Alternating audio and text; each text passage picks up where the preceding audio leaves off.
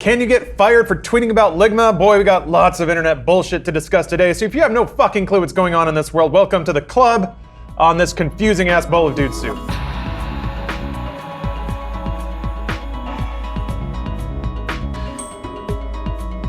Adam and I were briefly on the RT podcast.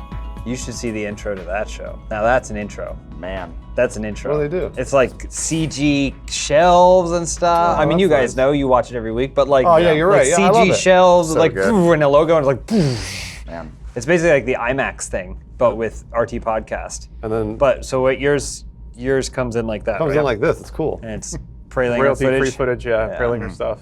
That's cool too. That track is on one of the music libraries. We made it in After Effects. That's cool. That's real cool too. Took you a whole afternoon. I did that thing where you scroll down through the blending styles and you're like, that looks kind of cool. Yeah. That's nice. Yeah. No one knows what those do. Welcome to the podcast. My name's Lawrence. We got some hot top. Nope, don't hit the button yet, Omar. We got some hot topics to discuss soon. Was there a hot topic button? There's a million the, of the them. Guy Fieri one? Damn it! Oh, I saw it. I saw it there for a sec. It's close. Man. I was close, Omar. You got to watch yourself. You can get anyone fired on a Twitter feed now. I'm Lawrence. I'm your host. I'm here to read ads, and I'm joined by three people who are going to weigh in on the hot topics of hot topics of today. To my left, Bruce. Hello. And then to my right, Adam and James.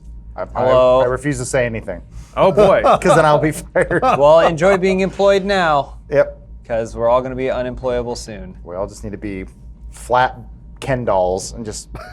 We need to be pure, like uncorrupted Disney personalities, like Britney Spears, or Demi Lovato, or Miley Cyrus, Amanda Bynes? or Amanda Bynes. All of those pure spirits that Disney did not lead astray. I want to start over and just start an unboxing channel where I buy Disney toys and unbox them. You'll fuck it up somehow. I can't say that word. I might screw it up. You'll Donald Duck it up somehow. They'll be cutting with a box cutter. It'll slip, motherfucker! And then just. Bleeding everywhere. Yeah. This podcast is brought to you by three sponsors: Beachbody, Hims, and ShipStation. And speaking of, I got something to stir the pot on Hims later too, so stay tuned for that. I saw. I read it. Yeah. So right now you can get a free trial. It's fine. It's all good. It's good, It's but all good. people on Reddit will love it. Get a free special trial to Beachbody On Demand when you text DUDE to 303030. You can get a trial month of Hims for just $5 at 4hims.com/soup. And you can get an additional month free of ShipStation when you go to shipstation.com and click the little microphone and use our promo code DUDE. Before we get into anything, Omar, you're going to love hearing this. People in the chat are reporting that the audio and video were not synced. It's a first. Yeah. Okay. So I don't know if we can do some quick clap tests, just something real fast, get it all lined up for people. I don't know how to monitor the stream thing without having to go through my phone, right? Ah, yes. This is why we need more than one person to produce this show. Where's Gavin? Yeah. Gavin could help. Or an intern. If it's going to take more than 5 minutes, we should just go. Give me a sec to load up the stream. All right. Well, in the meantime, I'll just keep rambling, I guess. Just keep I can rolling. see Omar now. Just keep Yeah. rolling. I know, it's nice. People watching can't tell, but we flipped the set. Looks the same. All right, to you. give me one clap there, Lawrence. Bang! All right, talk amongst yourselves while I watch that. Well, I guess I'll just roll right into it. Yeah, please do. So this happened a couple of days ago, but there's been some fallout. There's been some more discussion. This is the hot topic of the day. Kablam! Actually, Omar, now's the time you'd hit the button, even though I know you're busy with something He's else busy. entirely. Hey, Omar can do everything. Hit it with his foot. I mean, it looked pretty in sync to me. I just saw the clap. Okay. I also think that like the end player can also become desynced. So, hey, if it's unsynced for you, maybe try refreshing. And if that's the problem, or if that doesn't fix it, then I guess you got to get more RAM. That's just it. So James Gunn, the director of Guardians of the Galaxy Volume 1 and Guardians of the Galaxy Volume 2, and a whole bunch of less than savory movies as it goes back, Slither, Tromeo and Juliet, trauma stuff basically, has been fired as the director of Guardians of the Galaxy 3. And the narrative behind this whole story is kind of interesting. So I tried my best to go back and follow tweet for tweet what happened and in what order. And that became actually impossible after a while because of the tactics used here. So Mike Cernovich is a guy who is sort of intrinsically planted in this whole thing, and he he is just a gigantic piece of shit. And also, like, reading through his Twitter feed was actually really hard to do. And Twitter, he tweets so much that I couldn't even go back far enough to see where this started. Really? Yeah, Twitter just stopped loading after a while.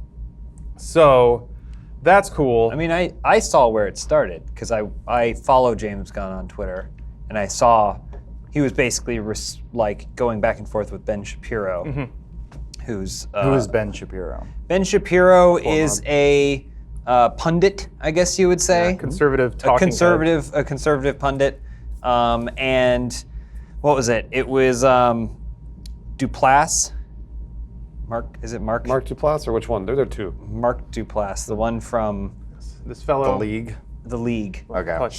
He was opening up a dialogue basically by saying like, you don't necessarily have to follow only people that you agree with, and if you're looking for someone to follow that's on the other side of the political spectrum, or in his case, the conservative side of the spectrum, then you may want to consider following Ben Shapiro because he's generally well thought out in his. James Gunn was tweeting this. No, Mark Duplass Duplass brother. was. Got it. And then James Gunn responded to Mark Duplass and was like, seriously, because of all this stuff he said before, controversial statements that Ben Shapiro has said or associated with or whatever. Got it. And then that spiraled out into a whole. Yeah. They were all, like, everybody was checking each You other's- attack one of ours. Right, Twitter's Well, history. let's see Yeah. how innocent you are, kind of thing. it. And then yeah. So then So where does Mark Cernovich fit in all this? Then?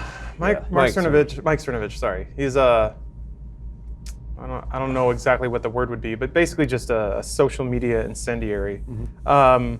He is definitely there is a method that is very strong where he constructs a narrative around whatever viewpoint he wants to share, and then he pushes it really hard, frames himself as the victim in all things. So for this, he saw this happening, kind of like you said, James. You come after one of ours, we'll come after one of yours. Dig back through James Gunn's Twitter feed, found a bunch of honestly, like, pretty bad jokes from 2010, 2011 era. Basically joking about pedophilia and rape and stuff like this. Use this to say, he is a pedophile. It is our, like, moral duty to take this man down and destroy his life. So he farms that out to his little conservative army. They all send that information to Disney, who then removes him from Volume 3, because honestly what he said was pretty shitty. But that was also from another phase in his life that he has apologized for profusely, even before all this stuff broke out. Can we just say that left, right, liberal, whatever, can we just all agree that we want Guardians of the Galaxy 3 to be good? Well, yeah, of course. Can we lay our arms down and say, let's all go to the movies and enjoy this together? Well, I don't know that I don't know. Cernovich feels that way. I don't think Cernovich. He feels wants that it to way. be bad? No, I think he doesn't. I think he doesn't want. I mean, honestly, I think he doesn't want somebody like James Gunn on the movie. I think. So I don't think he gives a shit how good the movie. I mean, I think to Yeah. go back further, I think there's still some fallout from the Roseanne tweets, where Roseanne tweeted some things that people found to be racist or incendiary or insensitive, and so her show was canceled, Yeah. and she was fired from it, right? And so I think there's a certain, well, if she can be fired because of tweets, then he should also be able to be fired because of tweets. It's just different She actually just sides. responded to it today. I didn't get to read the article. I just saw the headline. She responded to this? Yeah, she was super boy. upset about it. Basically, it's from what I saw. Twitter is the gun. You provide the ammo. Yeah, You're just loading your own clip, basically. whether or not you put it to your head or to someone else is up to you. It seems to be what's happening, and I wonder who knew that we were creating our own demise day by day when we created this social media platform for everyone to use. What a hell. Basically. So yeah, James, you kind of hit on it. There is a lot of rhetoric of people, honestly, if I hate to describe it in sides because I don't like framing the world or even issues like this that way, but they put themselves into sides, so it's kind of hard when they're using verbiage of like we versus them. So for the people that do that, there are people that say, well, this is kind of sketchy, and clearly he apologized for it. This is a step too far. We're taking things out of context and weaponizing them. There's a lot of, the left does that. we shouldn't, or we're sinking to their level kind of thing, referring to Roseanne or other issues where liberal-leaning people have tried to attack conservative-leaning people by trying to dredge up statements or pull them out of context and weaponize those statements. So there is a bit of internal discussion on that side, and again, I hate referring it to that way, but they kind of, it's their own subreddit, and like Paul on 4chan and stuff. The comparison there doesn't seem to make a lot of sense. Well, it makes sense if you want to make it black and white and go, Roseanne did bad, fired. James Gunn did bad, fired. Yeah. But what seems to be the narrative I at least saw was Roseanne, everyone's like, she's crazy and she's hard to work with, and like her ex-husband, was it Tom Arnold, has like spoken out many times about like how crazy it was to be with her. So like, Who is not exactly the most reliable who's also, I guess, source. kind of insane. But But- like, I'm just saying, there's been stories for years, so you can construct whatever narrative you want there, where it's like, this could have just been a great excuse to be like, hey, let's just get rid of this person. We can continue the show and just call it the bars or whatever.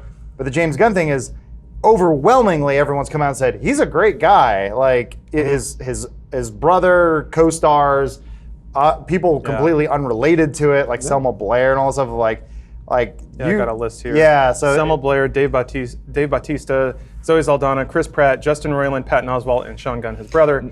Just a laundry list of people coming out to say this is a wonderful man who has done great things and is making great media, and has, to his credit, and actually, so this exact thing has come up before. What did Dave Bautista say about Roseanne? I would say Dave Bautista was out of the Guardians of the Galaxy stars, though. Dave Bautista was the only one who was pretty explicit about the situation. Everyone else Was kind of pretty like generically vague vocalizing with their support. like they went to they said I want to say something, but I went to my PR person first, so they said something that could be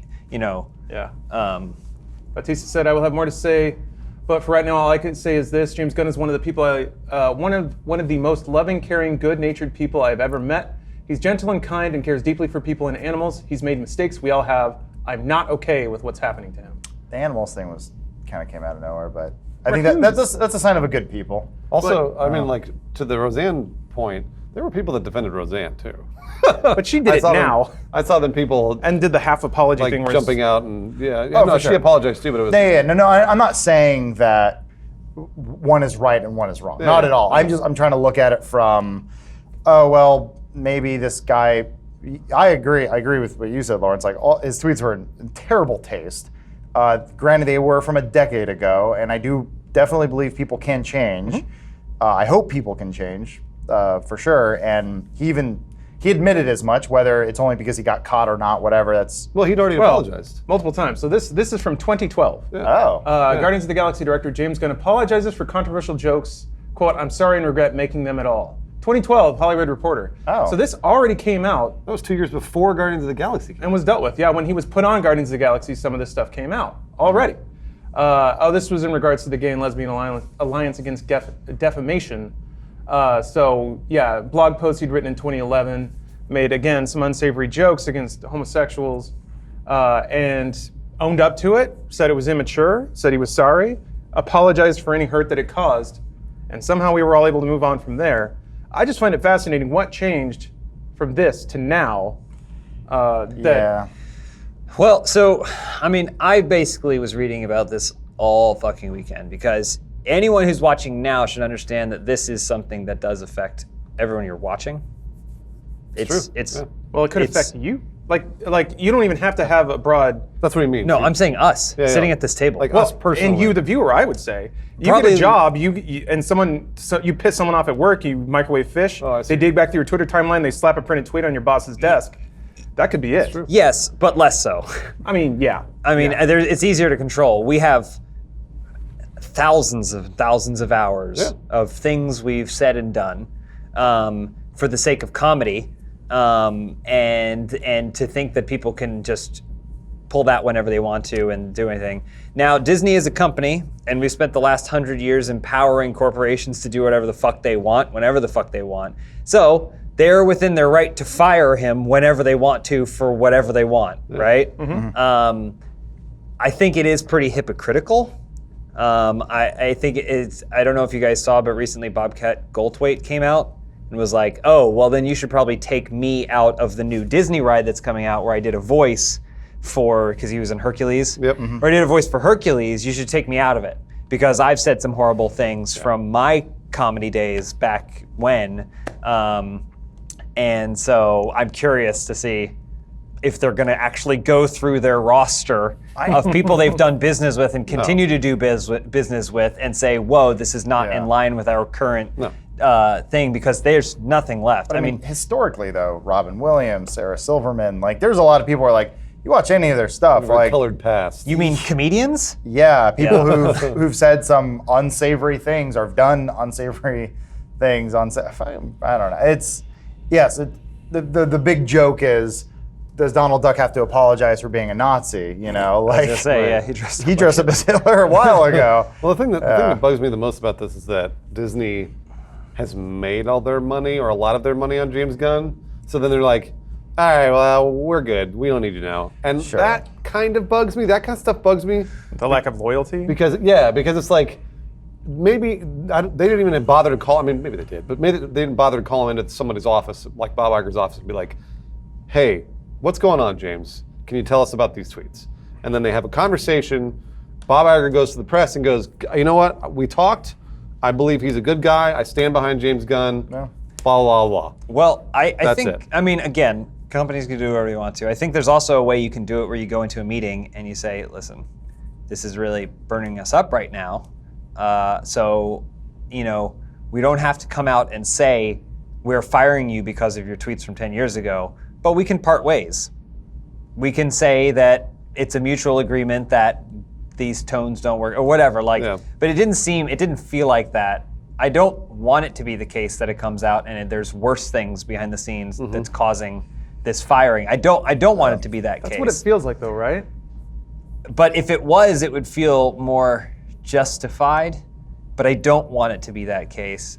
It's weird too, and I think it's a both sides. But I don't like when some sort of method like this is successful, and then people feel like they figured out they've created their WMD, and they know how to use it. Because as soon as this was successful, other people immediately started getting attacked the exact same way, and it's like, oh, now this is the way we can do it. And well, this is even after Patton Oswalt, who everyone says is one of the most lovable men on the planet. Never met him, but theoretically, he's beloved.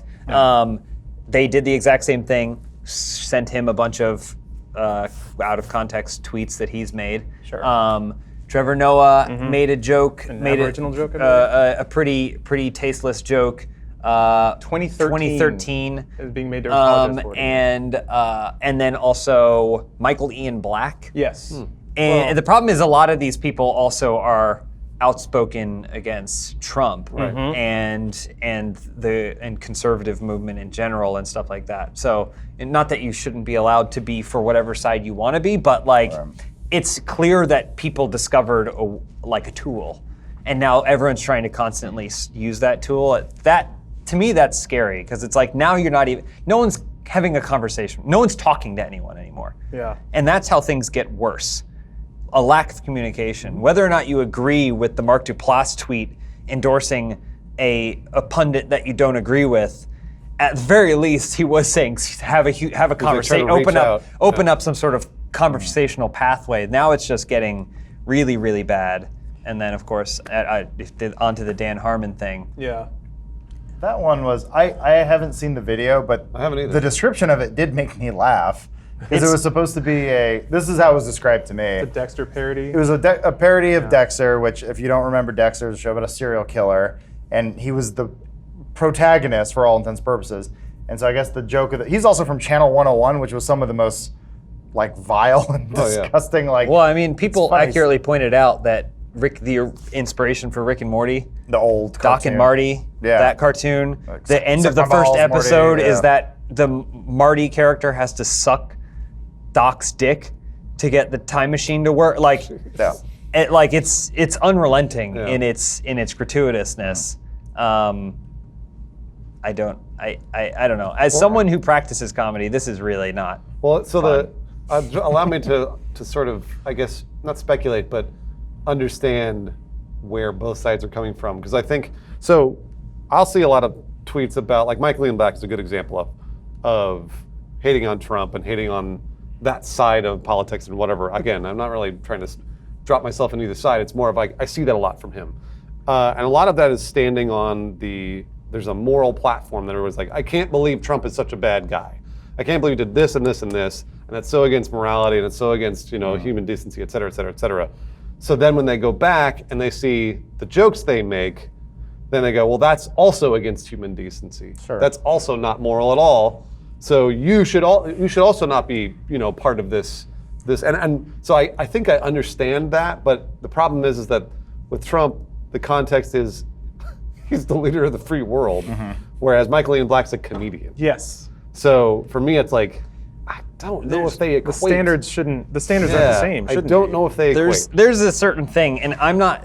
He who threw the first stone or Yeah. whatever, sure. He who hasn't sinned can cast That's how the it's first. justified for sure. I guess, yeah, it's like, how dare you They perceive an criticize attack, therefore it seems as weapon free. And I can see that argument. I can definitely see that argument. Yeah. Like, who are you to criticize when you're also a piece of shit? And Right. you're like, well, I'm a piece of shit who's not a leader. I'm not leading people. So, but I get it too, where it's like, does that mean your opinion lose validation? Sure. I don't know. Like, but Yeah. at the same time, you are free not to listen to people. You're also, I guess, free to attack them. That's where we're at. So. Given the content of our channel, one of the most gratifying things that I try to do, and it's hard to seek out because I think you cultivate an audience that gets it, but not everyone gets everything, and we've seen, at this point, we've been reached out to by any number of topics. It's probably, we've gotten at least one comment or criticism from every single thing that we've ever done or ever discussed,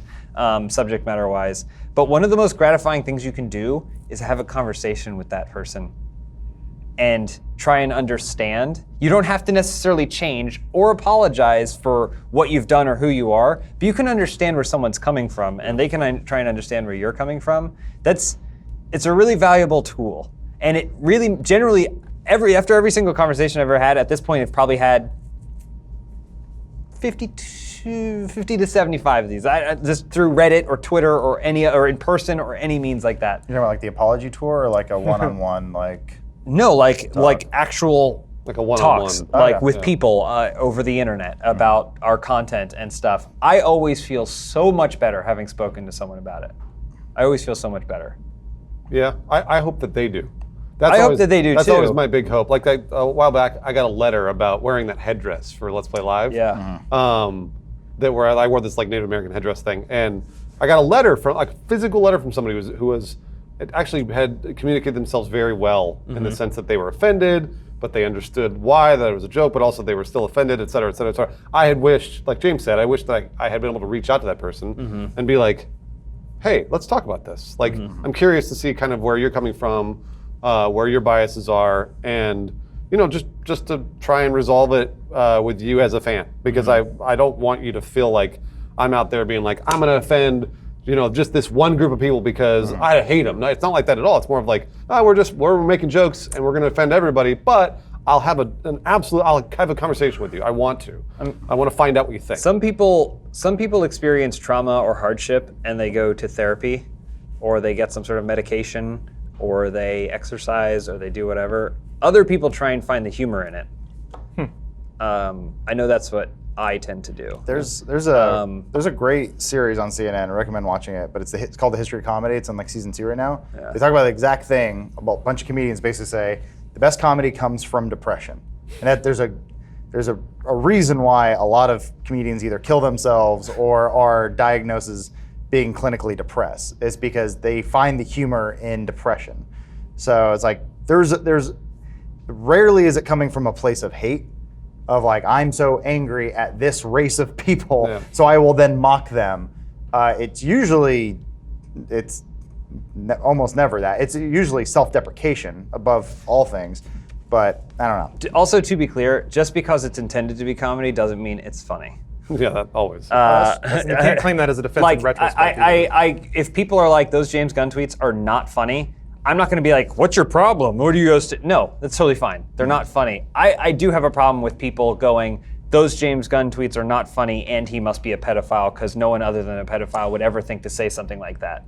Yeah. I don't think that's true. Well, no, I know that's not true. I don't think that's true. That's an argument made in bad faith. I don't think that's how comedy works. There's a term for it. It's called gallows humor. And it's basically picking the worst conceivable scenario you could and then trying to mock it. I love Benson more than anything in this world except for maybe Elise. And just the other day, I made a joke about abandoning him in a park somewhere because of how much easier it would make my life. And Elise and I both had a good laugh about it as he's sitting there looking adorable. I would never do it. Yeah. But that doesn't mean I can't find humor in such a bizarre, far from me, far from my situation kind of joke. Yeah. I don't know. And again, it's that there's the open mic type things. Comedians throw shit at the wall. That's what they do. That's how they get good jokes, is they try bad jokes. And then that's how you sharpen your sword, and that's how you get better. It's really scary. When all this started happening, it was really scary to me that people were like, you know what we should go after? Comedians! Well, if you want to buy into the organization of it, they're going after anyone that frames the world and politics for the American population. Yeah. And yeah, media creators, James Gunn, and comedians play a very powerful role in that. Yeah. So yeah, it's... I think there's also that skews more liberal as well. I think there's a certain aspect Typically in of entertainment it's does, yeah. I don't know, creative arts or whatever. I don't know why. I have no idea. I've read some interesting explorations of that. This is a bit of a side note. And apologies, because I'm going to speak in very broad stereotypes here that may or may not apply to you or your political beliefs or whatever. It's just thought fodder. But one of the interesting things I thought is that, or what they expressed is that a liberal mindset is kind of innately based around empathy and inclusion, of wanting to understand other lives and admitting fault and growing. Or that could also be interpreted as just personal weakness. But conservative mindsets tend to celebrate self and the power of self. So conservative viewpoints and conservative stories tend to follow around main characters that are perfect and have nothing to learn, or they endure hardships, but they never admit fault or weakness or frailty. So from those different kinds of worldviews or those different kinds of storytelling arcs, something that comes from something that is brittle and human and fragile and involves growth and learning and acceptance is usually more interesting to the human than the story of a perfect person who undergoes a slight trial but then still comes out ahead in the end due to their own positive virtues. I thought it was interesting thought fodder, but nothing that I would say is conclusive about how philosophy can influence creativity. The scary thing of all this, it feels very authoritative and authoritarian and very Orwellian in a way, where there are like thought police, and I don't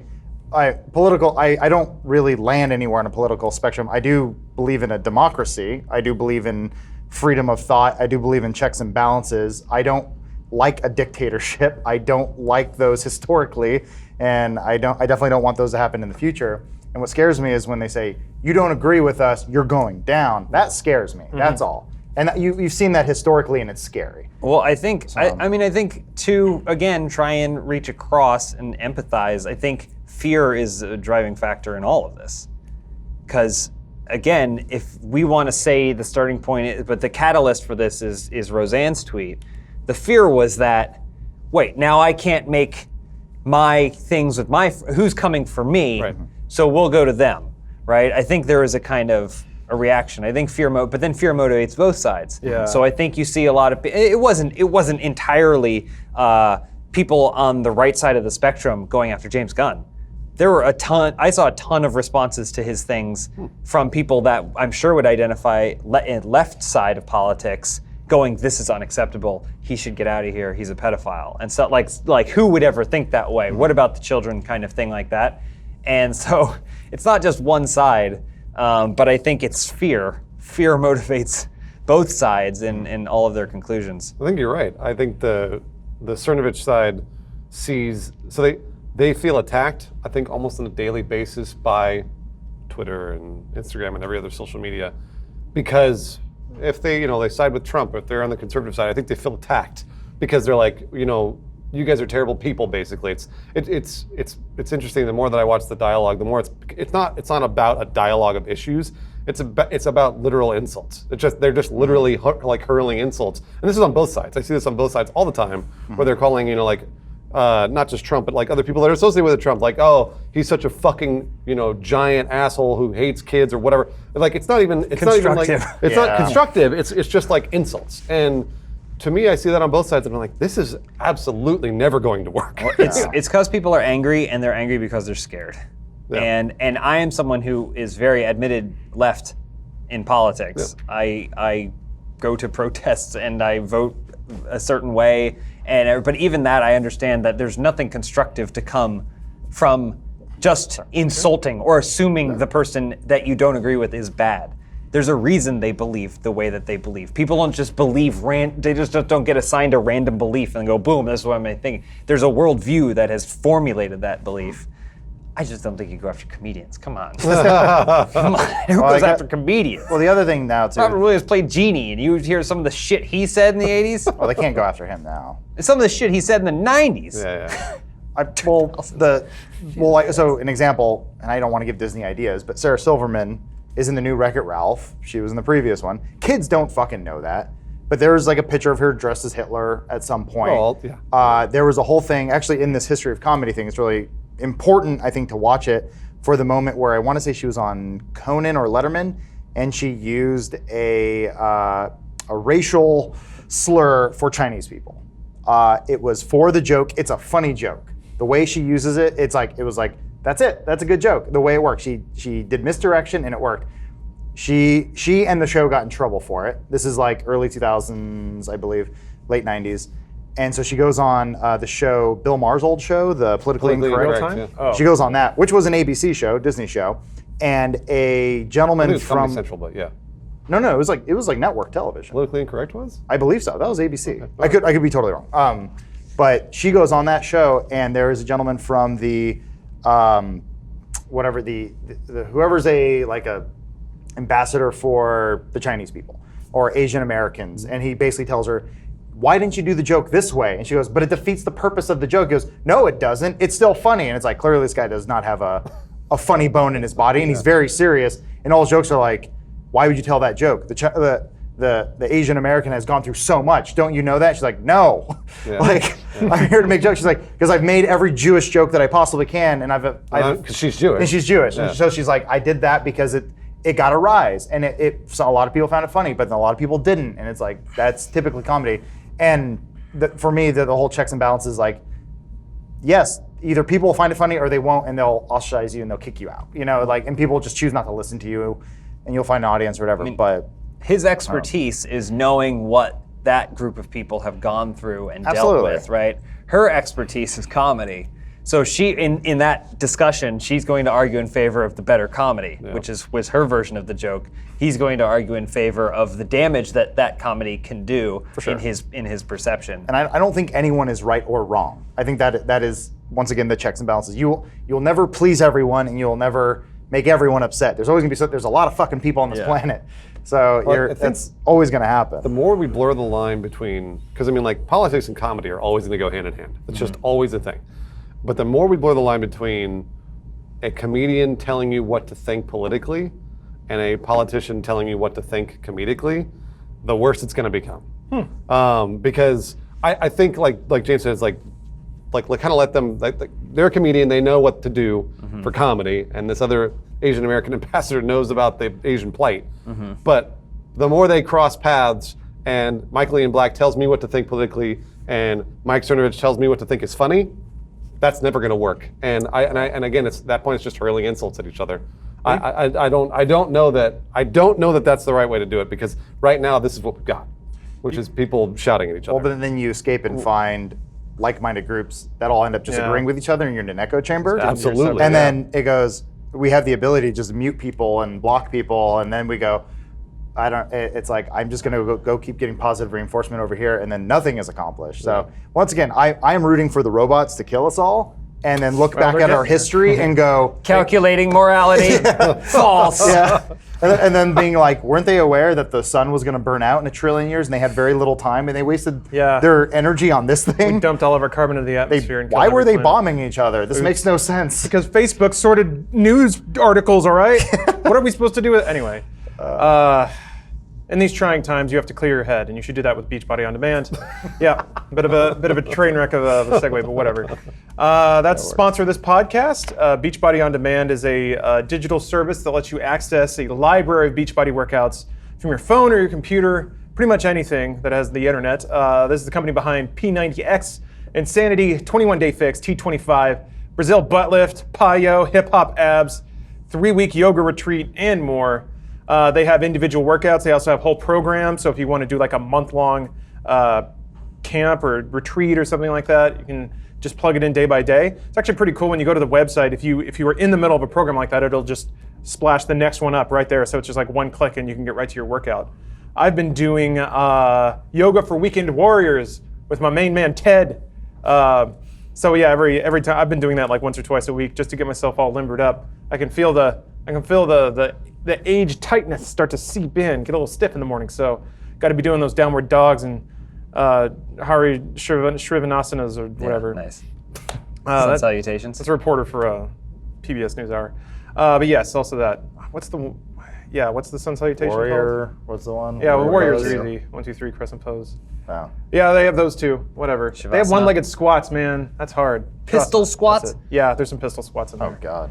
God. Still can't squat on my legs. I want to do that. I want to do the Asian squat. Can't quite get there. the Russian Heels sit. always come off the ground just a little bit. Yeah. But if I keep doing it, I'll get there eventually. They have workouts as short as 10 minutes that don't require any extra equipment, or long ones that you can run the whole insanity gamut if you feel like it. I keep thinking maybe it's time, and then I just don't do it. But you guys can get a special free trial membership to the entire program when you text DUDE to 303030. That's just DUDE. Text that to 303030. You get access to the entire platform. That's workouts, nutritional information, support, all for free for the trial membership. And once more, that's DUDE to 303030 for Beachbody On Demand. So thank you, Beachbody, for at least keeping our bodies looking right, even if our heads are cluttered.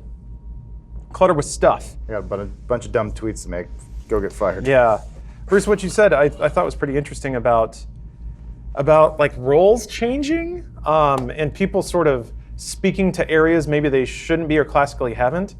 I feel like, and it's just something popped in my head, but I feel like all that changed when America elected a reality star as president and immediately did not respect any rule of decorum about being a president, about how to talk. And I would agree. it just seemed to be weapons free on all communications then. Yeah, kind of back to James's point too. I think with the dialogue, it's much more important to just not hurl insults at each other. I'm really like, it's okay if Michael Ian Black's like, I disagree with the way Trump did this and this and this. I feel like it should be this way.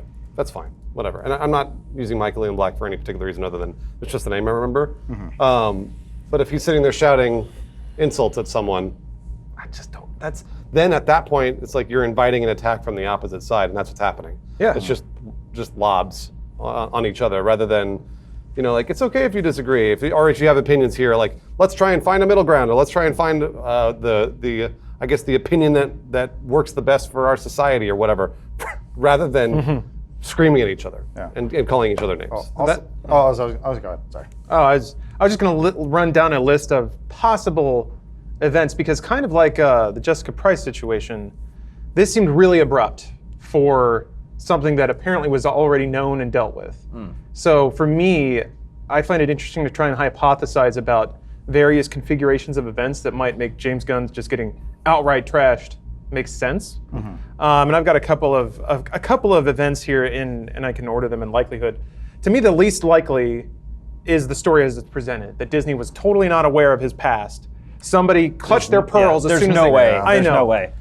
It's a possibility, but it seems If very nothing else, unlikely. you load up the person. If they did no other research, they went to his IMDb. Yeah. And there you have it. I was of the mindset Disney should have never hired James Gunn. I was in my mind when they announced that, I was like, this ain't gonna fly. Have you seen Super? Like holy like Yeah. are they, and then Guardians came on. He fucking did it. Yeah. He took a fucking movie about a raccoon and a bunch of no names, and now it's a ride. It took over the Twilight Zone. Like that's impressive. So I was like, good for you, sir. I guess people can change. When they hired him, I was like, oh shit, they're trying to inject some edge. They know that this is a property that they need to make stand out or whatever. And I also just, again, following him on Twitter, you get the sense that he's like, while all other kids were reading Superman, he was reading Guardians of the Galaxy. Like he was that kid growing up or whatever. And so like when they announced Guardians, like who? He clearly had like an idea for it, but like it seemed. I was like okay, all right, like. Well, they announced like him and then like Edgar Wright for Ant-Man around the same time. And you're like, fuck yeah, they're going to start doing, and I still think they've kind of gone down that route of like finding like, we're like going to give They got chances to Taika, these auteurs, these standout guys. Joss Whedon was kind of a gamble. It's true. For the first Avengers, I would agree. Yeah. Sorry, John sorry, Favreau. go ahead. But yeah. Oh, okay. So yeah, the They know. next tick down that's slightly more likely is that somebody in charge of the firing was partially aware. Like when James Gunn was brought on, they were like, "Who's that?" And they're like, "He's got a history, but don't worry about it. We had to talk about it. It's fine." And then they're like, "Well, we'll see." And then the second that there's an issue, they're like, "I knew this would be a problem. Fire him." If there was somebody convinced that it would be a problem, and the second it was, they're like, "I was right. Get rid of him right now." It took that many years and that many films. That's why it also I seems just very think, unlikely. I think it's interesting because Taika Waititi is making a movie about Hitler right now. Yeah. He's making a comedy film about Hitler right now. I will say this. This has changed, at least. When he was first hired, James Gunn was first hired, Marvel and Disney were very separate. As the years have gone by, Disney has been injecting Marvel into more of the Disney property. There is now a ride at Disneyland. It's definitely, they're seeing it as a family franchise. And so it's no longer, was it like Disney owns what, Miramax, or owned Miramax at one point? And so like basically Disney made Kill Bill. You're not gonna see Kill Bill at Disneyland. That's not gonna happen. They're too smart to do anything stupid like that. But now they just, being the clean cut company that they are, they don't want any negativity associated with these brands. So it seems to be, as Marvel's being more injected into the Disney franchise, they're being a lot less tolerant.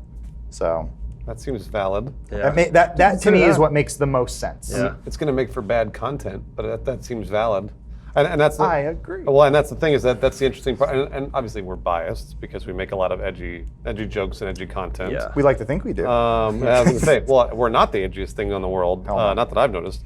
But either way, I see that a lot from YouTube, where on YouTube they're like, "Oh, we're going to start getting more family friendly," and eventually it's just going to turn into an unboxing website. And to me, I'm like, it's not the best. That's eventually they'll realize they lost this whole other section of audience that likes to watch Adult Swim, that likes to watch HBO, because they don't have the edge anymore. Maybe that's what they want.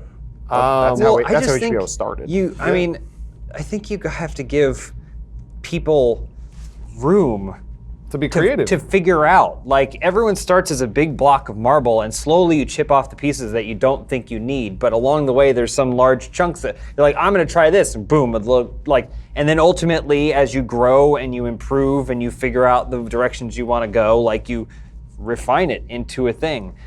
Just a small example, it's not exactly relevant, but like, there's no cursing in any of the Sex Swing cartoon. There's no cursing.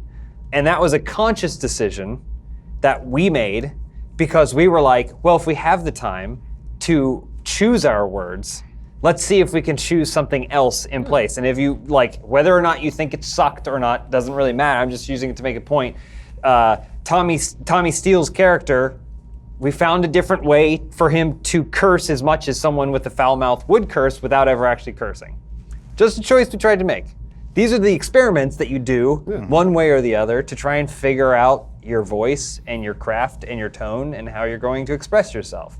And if you're talking comedy, Jesus Christ, go to an open mic, please. And if you have a time machine, go to an open mic in the late 70s and early 80s.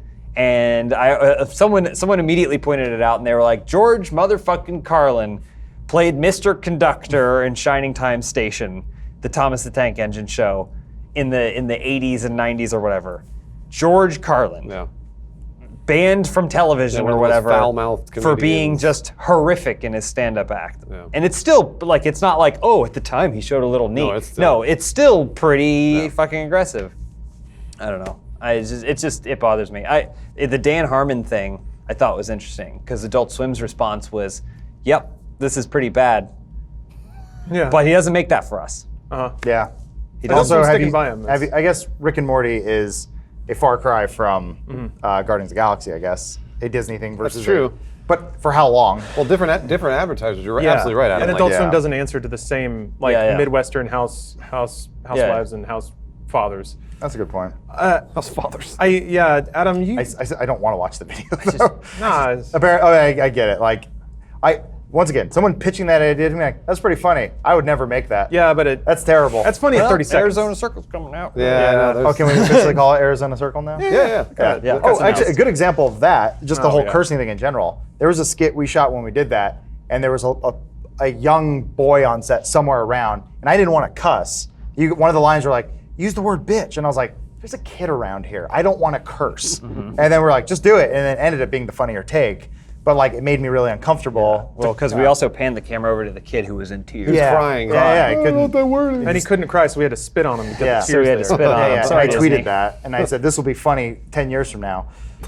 You watch World. See, that's funny because you're not supposed to spit on kids. You're not Do we have supposed to do make that them after cry. every joke now? We have to show stop that and stare clip. at the That's camera and go, why. This guy That likes was- abusing kids. He's a kid that's- abuser. Let's take him down. The idea of that is so far-fetched that you're like, why would someone do that? They'd have to be a monster. Wow, that's funny. We're in a weird time. 2018 and 2017, like I feel like we've been building up into these years right now. It seems, and this is the wrong way to put it because I've been trying to find the right way to put it, but our tolerance is less for these sorts of things as a society right now. And I eventually, I'm sure we'll reach a good compromise, but we've swung one way, Yeah. and I'm worried about it. Morality, Like, well, I'm genuinely morality getting worse. has always It's been escalating. reactionary. Yeah. It's a pendulum. And so if you think about coming out of the 50s, Johnny Unitas bullshit and like, Go to the 60s. yeah, then you swing into the 60s and into the 70s and everyone was like, Whatever. whoa, like it was sex and say whatever you want and stuff like that. So The 80s buttoned it up a little bit, but then also kind of got a little crazy with yeah. cocaine. it's really weird.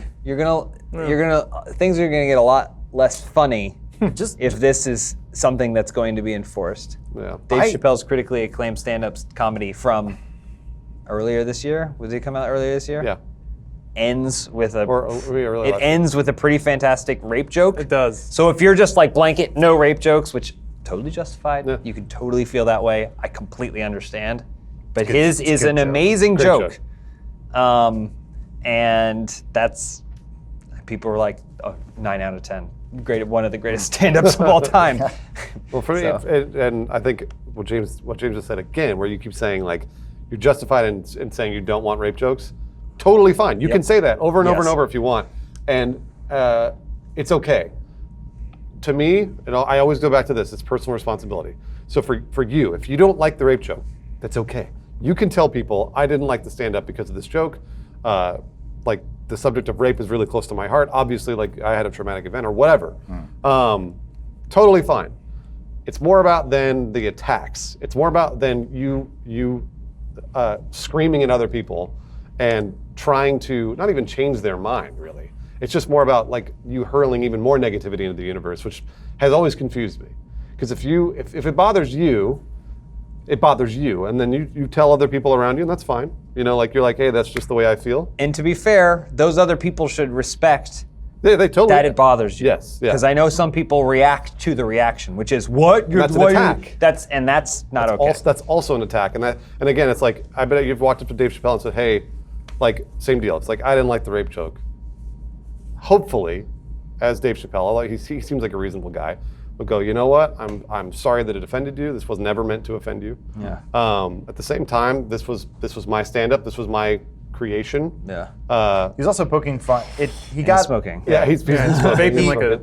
I feel like he also crafted it brilliantly because he's talking about someone else Right. who is an accused rapist. And it was like, the context, well, we can say this so we're blue in the face. Context is the most important thing in comedy, and that rule has gone out the fucking window however long ago. Well, Twitter is part of it too. Yeah, Yeah. and it gives people the power to shape context. Right. So you can lift one statement out of the era of the man. You can lift it away from his apologies, his explanations, or his growth as a person, or what he's doing right now. Lift it out, rewrite the context to say this man is an active pedophile. Who else would say something like this? Send that to all the people who are willing to believe you or already bought into your framing of world events, and then it's just off to the races.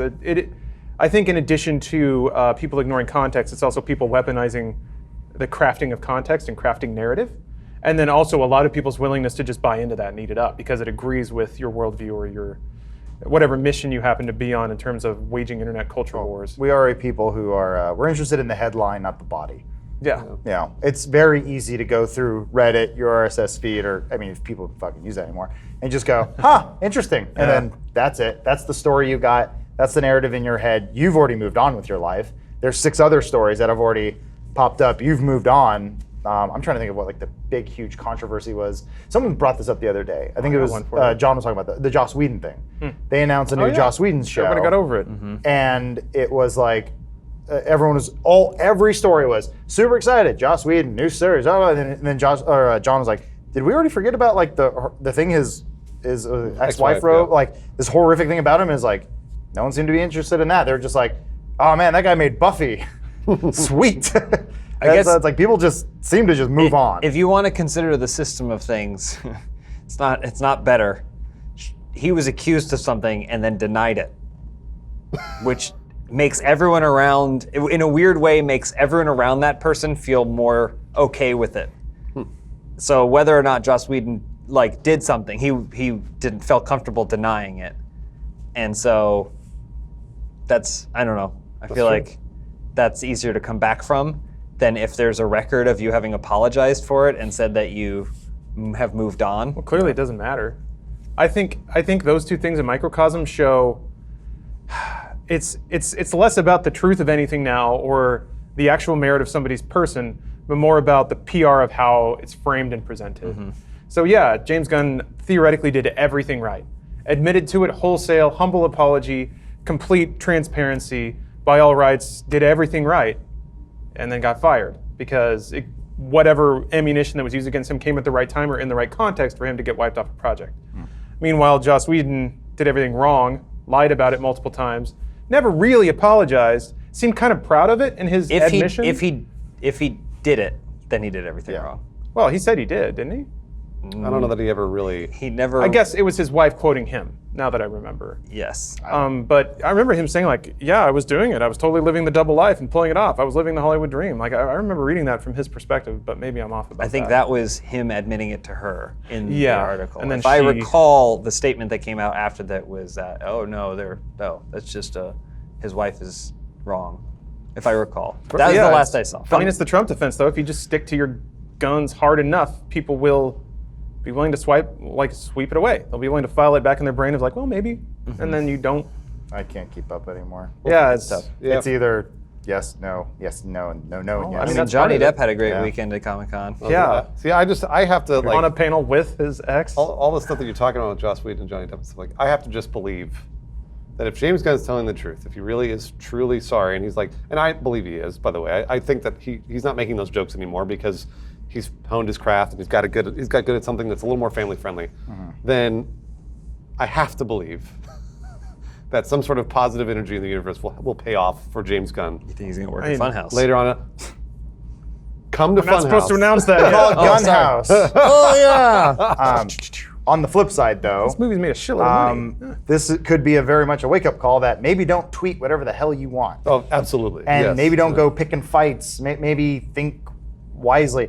I have to go back and look at my old shit too, where I'm like, I think for the most part I was aware people were looking at me, and I probably made some lame jokes, but nothing. God, I don't know. I think I made a 311 joke a while ago. Don't you dare. That's one thing I won't tolerate. No mocking of 311. I didn't mock them. They just put out a cover of Offspring Self-Esteem, and it's great. Wait, what? 311 covered they can't The cover a Offspring? band that Yes, was they also did. popular when they were. Yes, they did, and it's great. It's a little short, though. Big Bad Voodoo Daddy covering Voodoo Glow Skulls. That would be awesome, I was hoping actually. you'd say Terry Pop and Daddy. Terry Pop and Daddy's I wish actually I all had the daddy gasoline in a bands. match right now. No joke.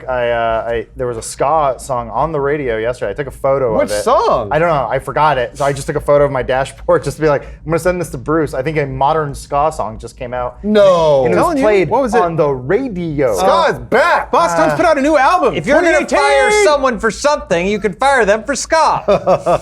Speaking of gasoline and matches, James, we got our own little fire for me to douse up a little bit. Jeez. So we commonly peddle boner pills on this show, as you're aware.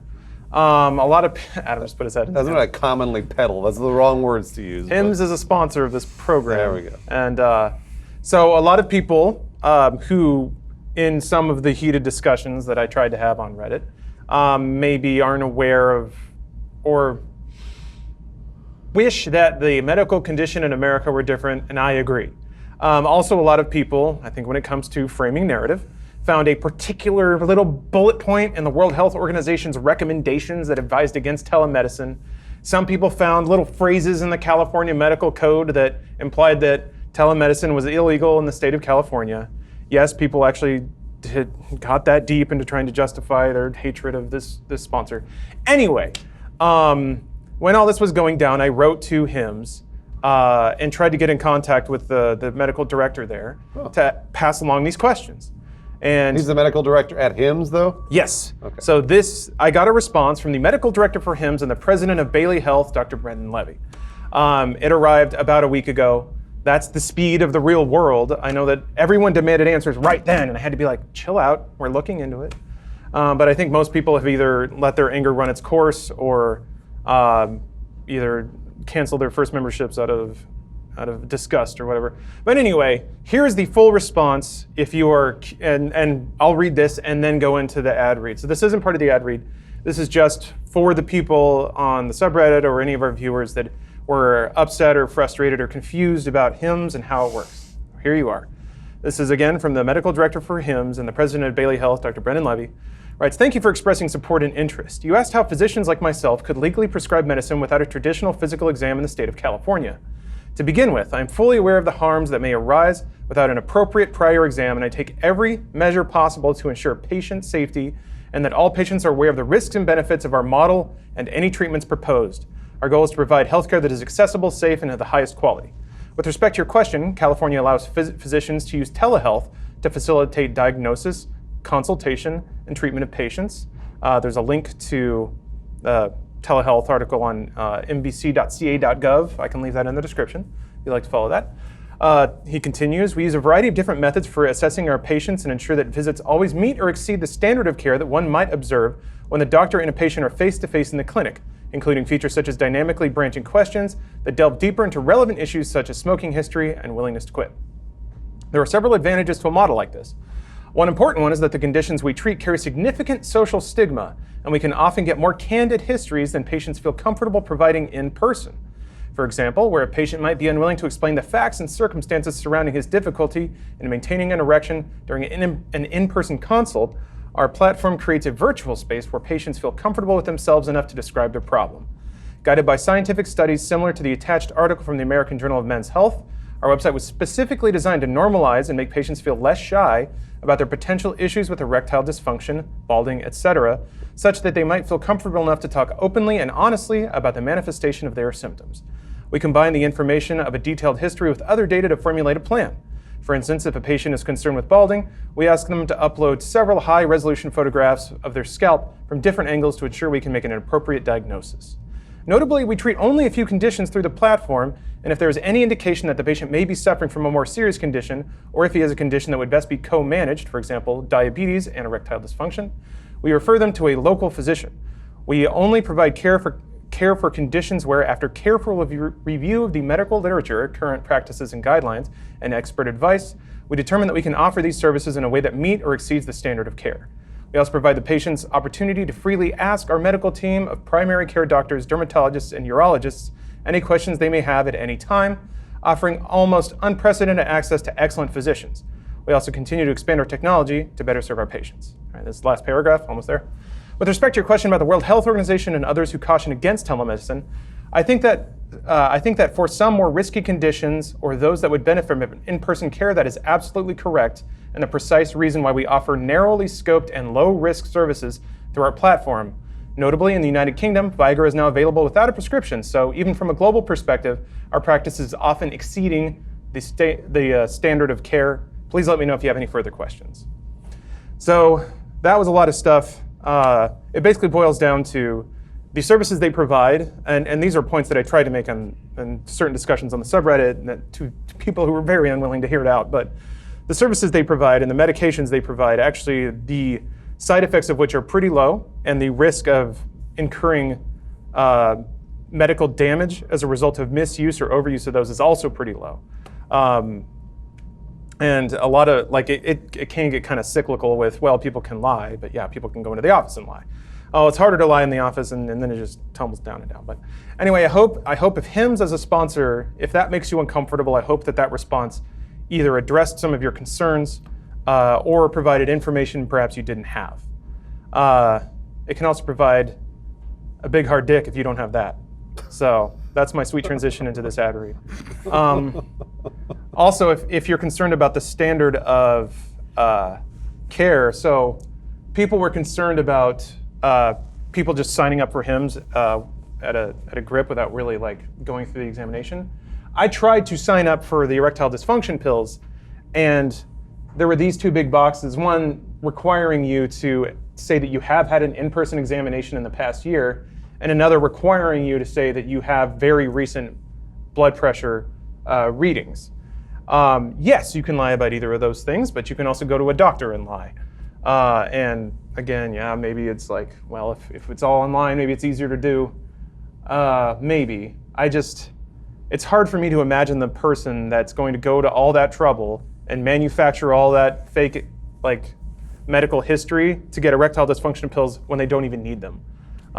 Seems much more likely to me that somebody who is nervous or ashamed of erectile dysfunction might be more willing to fill out an online profile as opposed to make an appointment, go into a doctor's office, look someone in the eye and say, my dick is flat. That said, HIMSS is a sponsor, and they're a telemedicine service that offers both hair retention drugs and erectile dysfunction treatments. So HIMSS will connect you with real doctors to get medical-grade solutions to treat erectile dysfunction. They offer some well-known generic equivalents to brand-name prescriptions to help you treat ED. They say severe erectile dysfunction isn't just an issue for rich old guys in bathtubs, which is imagery that is bizarrely common. I don't know why erectile dysfunction things always have two people in bathtubs holding hands, but whatever. It affects men in their 30s and 40s. So they say that HIMSS is erectile without the dysfunction. It's time we put some levity back in erectile dysfunction. That's what I say. Hard made easy, they say. Fucking I love it. You can try HIMSS today for a trial month for just $5 when you get started. $5 while supplies last. I do recommend trying it out if you suffer from erectile dysfunction or hair loss. The questionnaire they have is, well, it's not exhaustive. It's a good place to start. I did it for my hairline because when I hit like 33, either it was paranoia or my hairline's actually getting thinner. I think it might be a little mix of both. You but got a great hairline, Lawrence. Thank you. I've always thought you do. Well, I got to keep it up. Hey, hair grows. I know. Both James and I. But yeah, when I filled it out for hair, they made me take photos of basically every angle of my head. Some of those photos were blurry, and they recommended a new photo. So that by itself, and again, maybe if you haven't gone to an American doctor, that already is like, okay, you've already shown more attentiveness than a lot of the doctors I've been to. I remember, this is a sidebar that isn't necessarily part of this read, but I'm pretty sure when I got my hernia like 3 years ago, I went to a doctor and they just like squeezed me a little bit and they're like, must be indigestion, and then sent me on my way with like an antacid, and that was it.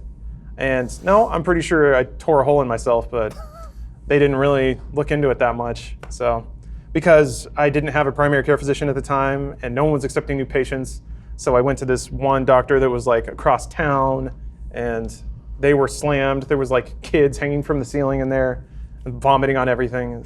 Bad scene. Anyway. So your hair? Yeah. HIMSS is great. I've been getting finasteride for my hair and taking it regularly, and I'm going to until I die because I want my skull to have just beautiful hair, and I'm gonna protect that as much as I can. And while I do not currently suffer from erectile dysfunction, it is very nice to know that if I do in the future, there is a low overhead process that I can go through to be safely prescribed a medication, provided that I feel secure in the process. And if you don't, that's fine. You can consult with your current doctor, and if that doctor prescribes you one of these drugs, you can then transfer your prescription over to HIMSS and just get it fulfilled through the mail. But like I said before, you can get a trial month of HIMSS for just $5 at forhims.com/soup. That's forhims.com/soup, SOUP. Thank you, HIMSS, for keeping us hard, because it's a hard world out there. Gotta meet hard on hard. You can't show up with a weak dick. People are gonna point at you and Show up laugh. where? Where do you show up? I don't know where he goes. To the I clinic. kind of want to show up to most places with a soft dick. That's usually where I. Ah, man. Yeah. Okay. All right. How old with are you, Bruce. little boy? Okay. Yeah, I want that- 99% of the time you want a soft Just dick. gonna say. Hard dick. Yeah. I want that door to open 2 minutes before I get there. Just shove it in open. Yep. All right. Well, we have another scourge on the internet, and that is the dreaded infection known as Ligma. So when it comes to I don't manufacturing, know. Mega Man news- X. I don't know what Ligma is. Yeah. No. What is it? Tell me. You're supposed to, Bruce. You're supposed to say what's Ligma. I won't say it. Don't say it. I'm not going to. Ligma balls, idiot. So from last week, July 16th, this is where it all started, with an image of Harambe and Kimbo Slice and Tupac in heaven. I see the crocodile hunter. Yeah, in there. crocodile Yeah, hunter. Steve Irwin's in Michael there, Jackson. Prince and Michael Jackson. That's right. Kimbo Slice died. Ninja Hater is an Instagram account, said, spread this, let's make fake news, OC. So it's Ninja standing at the bottom of a clouded staircase, rising into the heavens with a who is that? It's Paul Walker. Oh, my God. Damn it. Wow. How did you not recognize Paul Walker? No, he's, How did he's I all green. recognize Paul Walker? And Billy Mays More is up important there. question. A very, very loose shirt that he would always wear. So this was posted a while ago with the explicit thing of let's make some fake news, and people did. They ran with it. What's the goal? Is it that to imply that Ninja died? Basically, yeah. Of Ligma? Yes. So I'm not sure exactly when Ligma got attached to it. Oh yeah, rare disease known as Ligma. Oh, there it is. Yeah. So this is one step in it. This is on the 18th, so a couple days in. People are starting to like Photoshop up articles and spread around fake news that Ninja's dead. There's a typo in the article. This moaning. Due to a new and rare disease known I as also Ligma. like how it's accredited to nutjuice_. But that's not even this guy. Was this actually on CBS News? No, US? this is the It's a Photoshop. It's just one. okay, yeah. I was I gonna love say. it. I love it. But it just kept circulating and circulating, and Sure. eventually, like, When we were kids, we said Marilyn Manson took his ribs out so he can suck his own dick. That's right. You're right. Or did you hear that Marilyn Manson fucked a chicken on stage? Mm-hmm. That was our version of this. Well, there's also the Ozzy Osbourne bit the head off of. I think he really did that though. Ate a bat, yeah. Yeah. I think, because he thought it was a fake bat. So cool. But then when the blood poured into his mouth, he was He's like, like, oh no, it's too late! Sharon! It's a real bat, Sharon! Help me! I don't do this for real. so yeah, people have been spamming it in Ninja's chat and stuff like that. Aw. And it's kind of sad because Ninja actually has done his best to keep his chat pretty clean because he knows kids would watch him and stuff like that. And Ligma is No. essentially it's a dick joke. So he's like, guys, come on now. Do you really want to like be saying Ligma balls around kids? Like, God bless Ninja. Kids are the ones saying it to me. So, But yeah. I'm hoping. Why are we Lush, protecting the kids? I hope Lush Sex gets to direct Guardians of the Galaxy 8, Lush and he's sucks. apologizing for. Nut juice? it's- He oh, yeah. he stole this from @nutjuice_. Let's see what Nut Juice is up That's to. equivalent sure? to Joel Rubin _ Yeah, it's basically the same. Do you think @nutjuice_ is verified? Let's check. I hope so.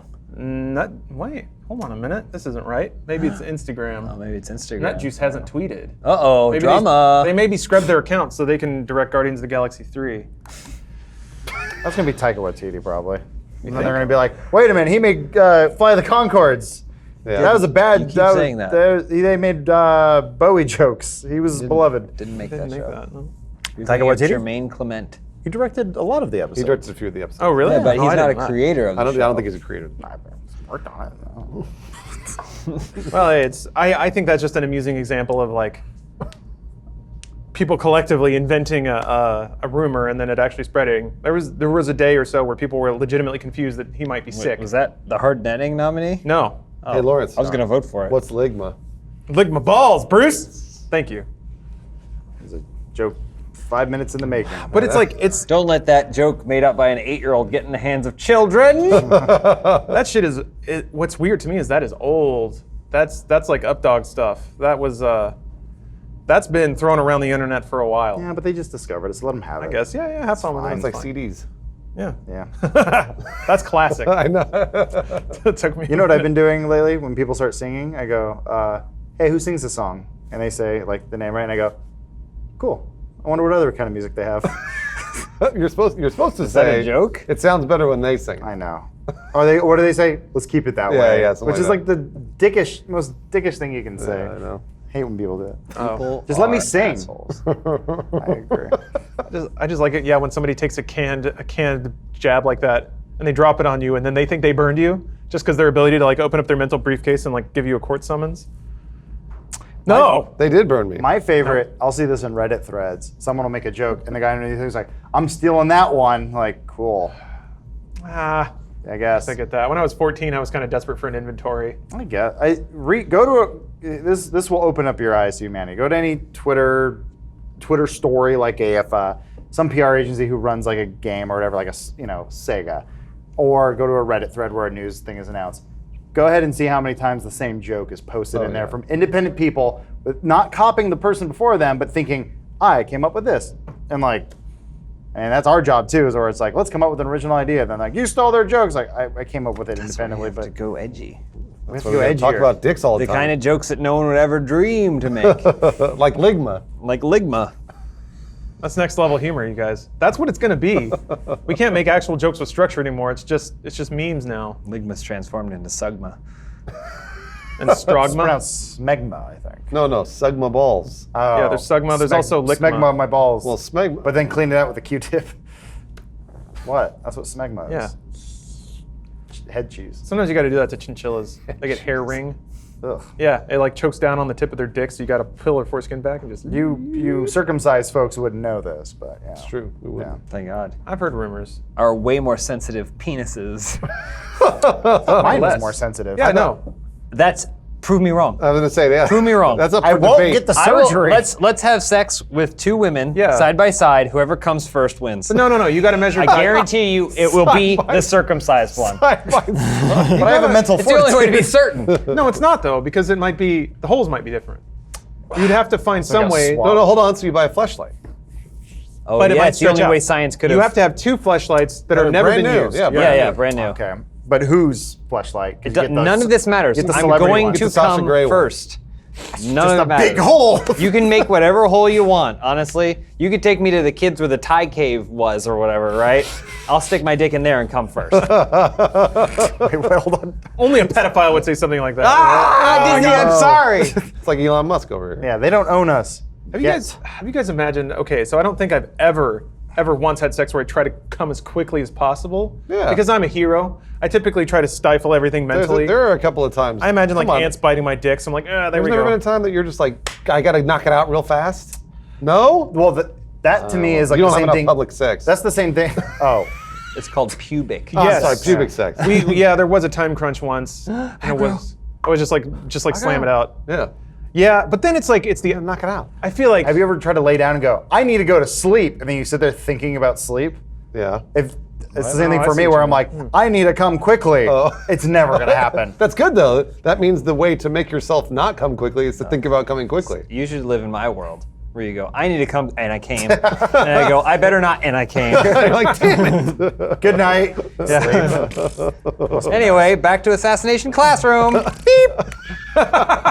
sure it's great being me.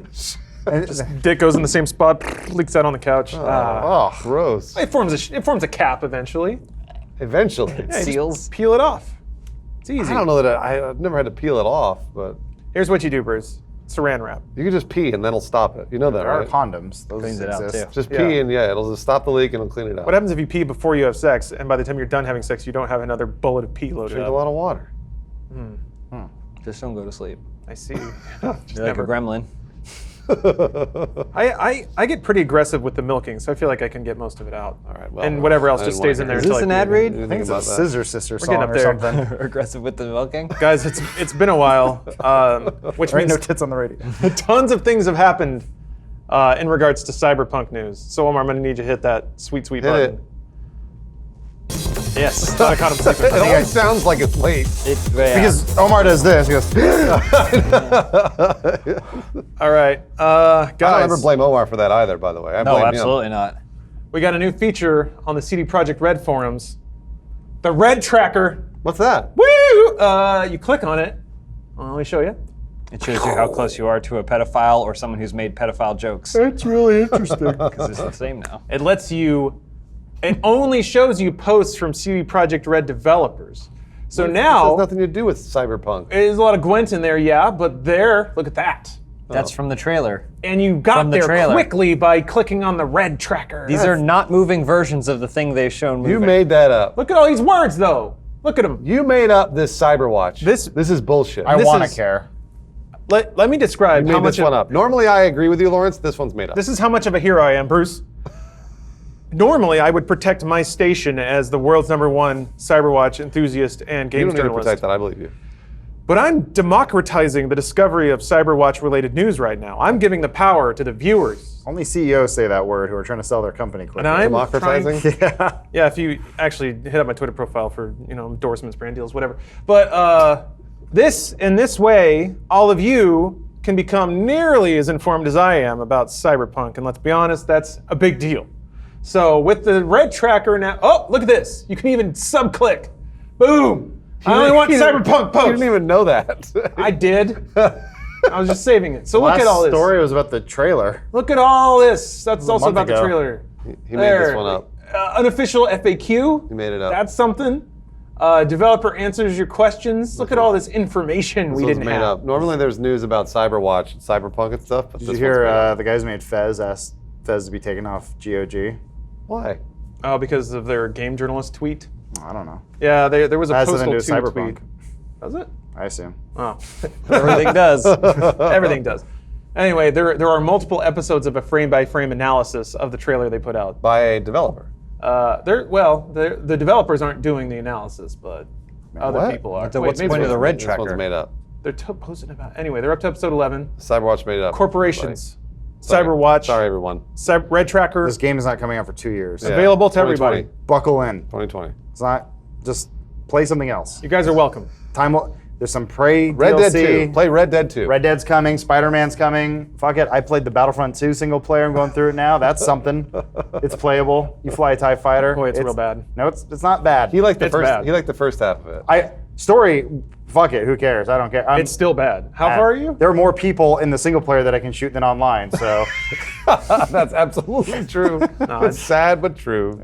So you got to the TIE Fighter part? That's where you're there's like, a couple of them. They're pretty cool.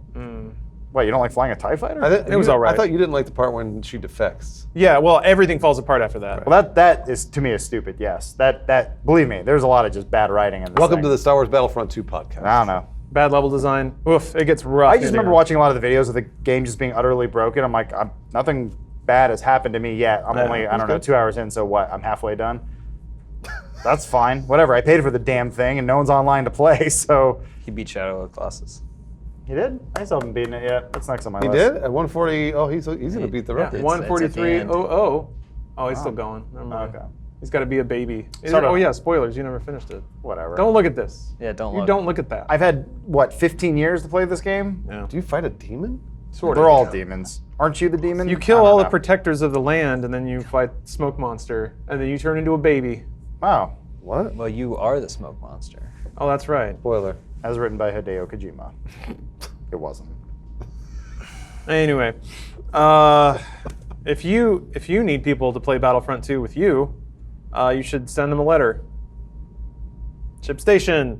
ShipStation is sponsoring this podcast. Whether you're selling online, organizing your shipments can be difficult, tough.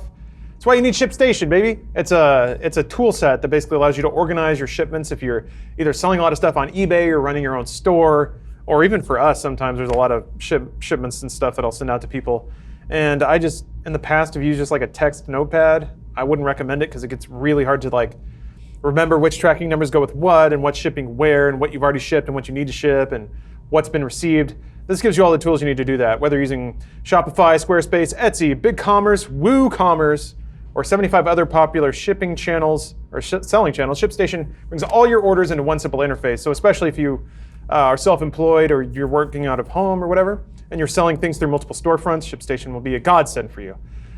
You can also use it to create shipping labels for top carriers, including UPS, FedEx, USPS. You'll ship more in less time with the best rates available. Like I said before, I got a pile of stuff I'm going to try to get rid of. So I'm gonna host a fun little game on the internet where people get to win my junk, and then Ooh. I'll mail it to them. For free? Yeah, that's going to get expensive. Phrasing. Well, I mean, you can expense it because you're doing it for work. I guess Oh, I didn't think about that. Yeah. Man, I can get rid of my stuff for free. Well, not all your stuff. Let's not go crazy. But some of it's big and heavy too.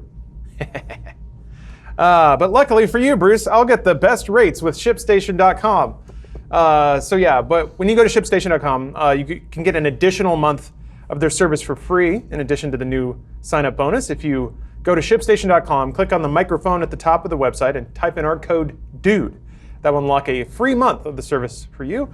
Just go to ShipStation.com, click on the microphone, type in DUDE, and then try it out. So thank you so much, ShipStation, for the sponsorship. They say, ShipStation, make ship happen. Punny. Ding ding. This guy that just beat Shadow of the Colossus Oh, he's got the dancing skeletons? on the ESA stream, he's gonna get so laid. Those two girls next to him, man, look at them. They're doing a dance. I don't know if that is that everyone in Europe is attractive or that he decided to bring models or something. I don't know. I think they don't know him at all, It's not fair. and they will immediately forget about him once he leaves. How can European speedrunners be so attractive? Or have an attractive entourage? That's what's frustrating. Yeah. You could have an attractive. We're your attractive entourage. You're right. Will you guys attractive. come with me? No, we're the schlubby dudes who sit behind him on the couch and go, he just saved 4 frames.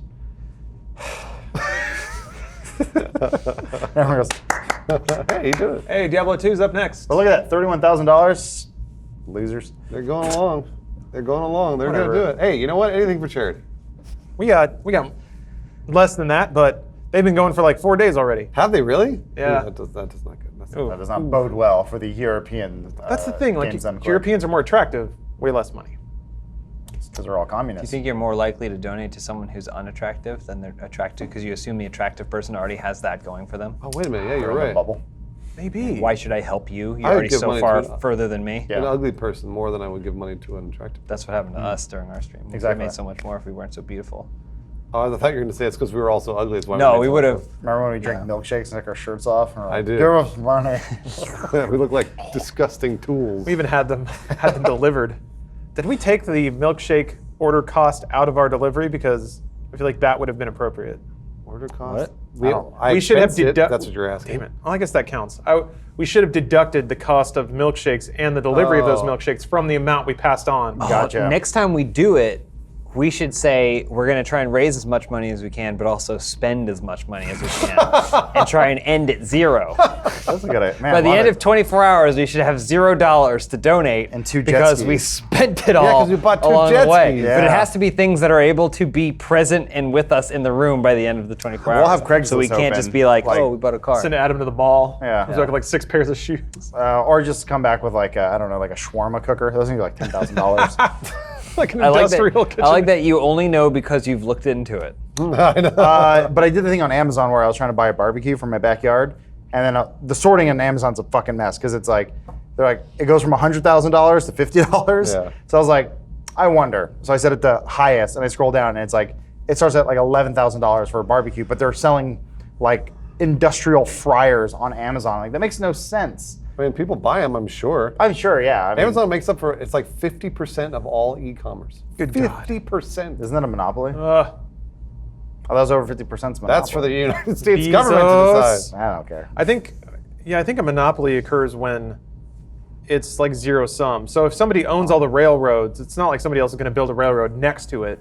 But with a website like Amazon, I don't know though. The distribution platform they have is We're getting pretty you pretty close. much just can't do another one like that. We're getting close. And if their existence precludes other competitors from even trying, that's when it gets bad. I only watched a few episodes of it, but on Amazon they have the I forget the name. I'm not trying to advertise Amazon, but I thought it was. There's a small hint of irony. There is on Amazon they have a show. It's the Philip K. Dick show, whatever it's called, like Electric Dreams. Yeah. And it's a bunch of short stories that they adapted from Philip K. Dick. But there's an episode where there is an Amazon-like company that grows so big that the world has basically bombed itself, but they're still shipping out packages. Oh, I I was see. I'm like watching this on Amazon. Were they not aware? Who cares? Don't care. Yeah. Anyway, use promo code Adam to get that episode. Hey, I have a wish list. Buy me my butt plugs.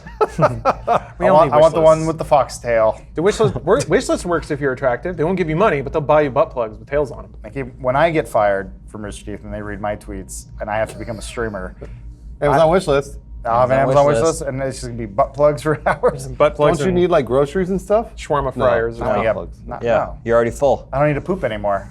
Block it up. Put a cork in it. All right, let's net hard. Speaking of holding your shit in for days. Yes.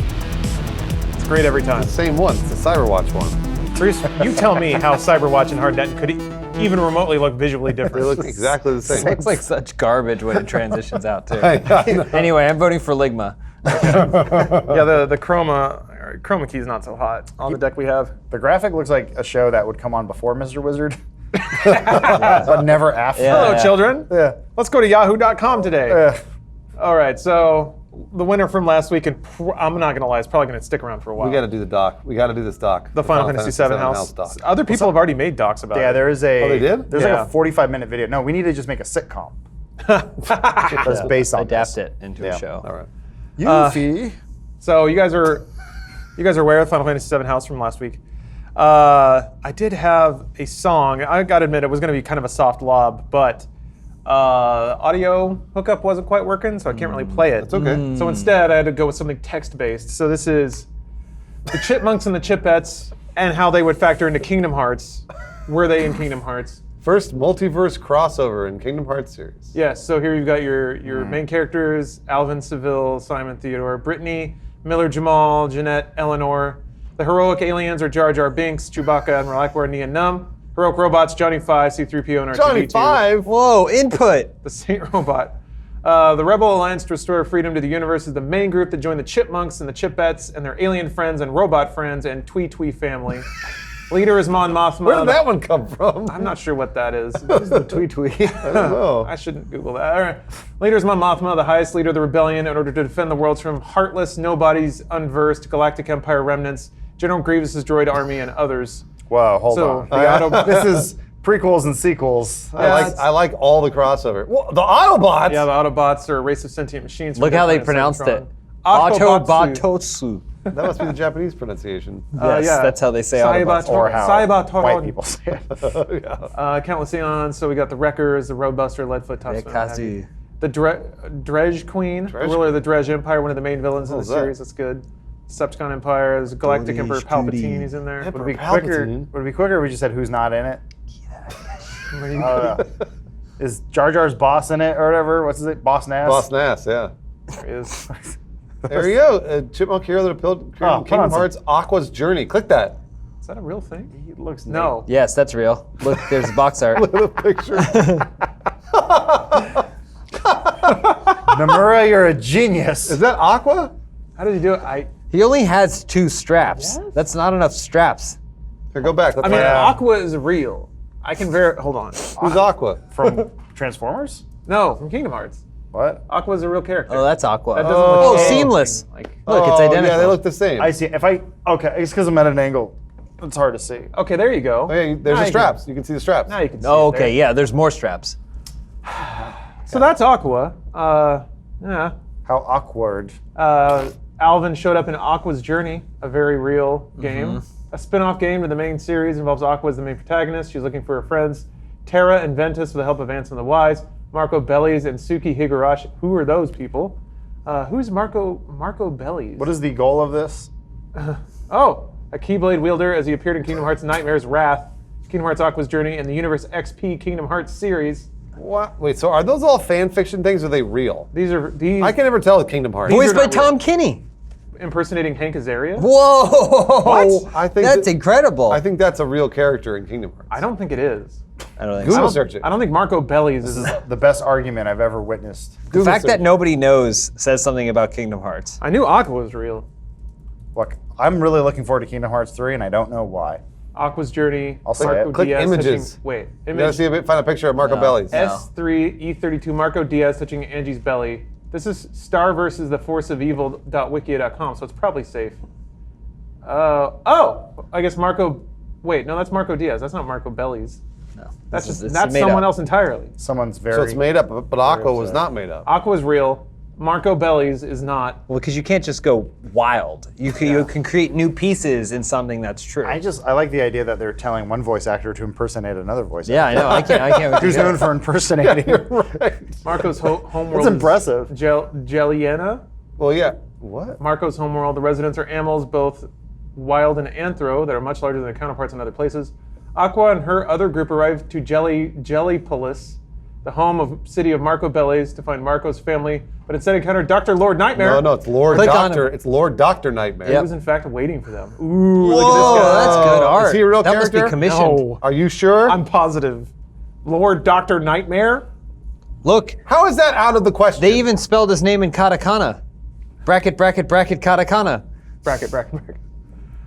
He first appeared in Nightmare's Who's he voiced by? Jim Jim Cummings. Cummings. That's a good pick. That's a good get. But what other voice actor is he impersonating? There's a lot of stories. During there. Hank Azaria. Born to James Claude Bellies, that to mean? Lionel Patrick Bellies, Lord and Doctor Eloise Nightmare was Berries. born James Claude. Wow. Oh, so he's the brother of Marco Bellies, or what? Edmund Bellies, over 60,000 years ago in the world of Jelliena. His early years weren't pretty. He was the one to get left behind in stores most often when he was younger. He cheats in school tests up to his high school years. He cheats school tests. Got caught speeding because of a mean-spirited animal dared him to race him and WHN when he and his brother were beginning to move away from their parents' home. Their father gave Edmund a nice-looking 60s-esque car, while he gave Nightmare his junky old car, which made him furious. Both meet up with nice-looking female jelly bears. Are jelly bears in Kingdom Hearts universe? No! And both I don't Edmund ever know. and James got married and had sons of their own, Adrian Jelly Bellies James and Roy Gunn. Bellies. I just like when 9-year-olds write about like what makes things bad. guy was It's like he 26. was okay until his older brother took away his toys. And mom said no. So we vote. Let's see here. Traumatized from Edmund's special treatment over the years, decided to stash the chemical away, we but he vote- accidentally dropped it out on the floor, causing it to I'm gonna He change my- accidentally drop it. I'm on going to change my gamer tag to Lord Doctor Nightmare. causing not it to trademarked. ignite. I mean, that That's kind of close looks like to you, our Bruce. mutual friends Look at that. account. Look at how tough he is. Yeah, I forgot about that. so cool, so edgy. I like gamer tags we came up with in the what, like When you're sixth grade. 13. Yeah. Cool. All right. Well, so I guess it all originates with the chipmunks Sly and Cooper's in it. chipettes. Oh, that's Yakko, cool. Wacko, and Dot. Ugh, that chipmunk disgusts me. Why? I feel like I can. Isn't I that- know where his dick is. Isn't that what's his face? What? Tom's Jason- voice. Tom Kenny doing the impersonation Jason Lee of is Hank in Azaria. it. Well, Jason Lee's in it. He's I just watched it the other day. the terrible. father of the chipmunks. He's John Arbuckle. But then or it's whatever. like what's his face from Garfield. Jeepers Creepers?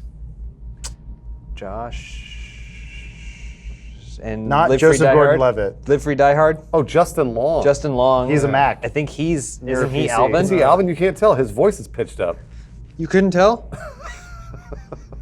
What I do is I watch the movie, but I watch it at 60% speed, so they sound like regular people. Makes sense.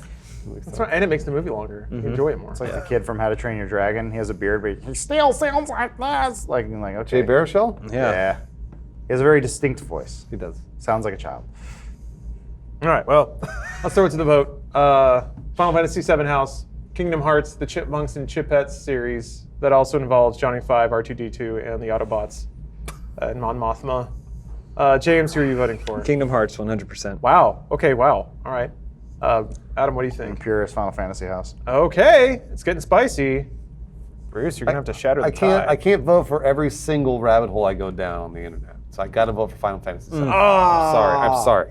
That's all right. There's so much work. I put get into so that. excited about that stuff, but then I realize it's just a bunch of garbage that a 9-year-old put in a Wikipedia. Original art.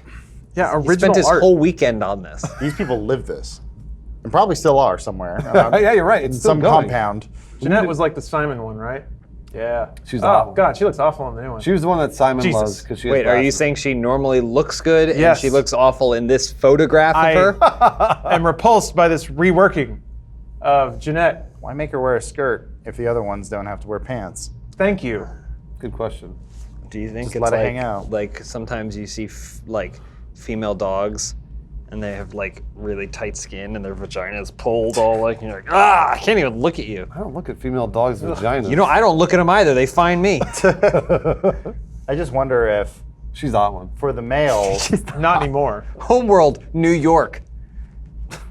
they're gonna die in 3 months anyway. They don't live very long. All right, well, they're running Diablo 2 now. Look at them go so fast. All right. Well, I did have another selection from Zombies ready to go, but we're out of time. Ooh. If you'll recall, last week there was a ring of zombies encroaching on Joel's busted Prius while I watched on from a roof miles away. And we will have to wait in rapt anxiety and attention for next week when you get the next installment of Zombies. So thank you for watching, everyone. I'll be into the podcast today. Really appreciate you spending your time, especially if you're watching live right now. That means you're a first member, and that is the best thing we could ever get. But if you just decide to spend an hour with us, that's great too. Hour and a half, whatever. If you enjoyed the show, I'd appreciate it if you could recommend it to a friend that might also appreciate it. But hey, if not, that's fine. I'm not going to beat you over the head with it. If you did like the show, though, we do an extra little post show every week where we look at some fan art, talk directly to the community. If you'd like to be a part of that, you should sign up for first. We got a link in the description. You should check that out. And also a link to all the post shows if you want to see past ones. It's generally a pretty good time. And we got TWEETS this week. So that's exciting. I got a headache. Man, something to do with banging my head on the wall earlier. I'm always like, can we go any lower? And then we do. It was fun working here. Thanks for watching, We can work everybody. here, it's not going to work at Disney. They're gonna buy us. Sorry. Whenever they buy us, then they'll fire us all. Then they'll fire We'll us. buy PewDiePie again and go, what? And what are we doing? See you next week, everybody. You guys are describing basically my entire 15-year-old year.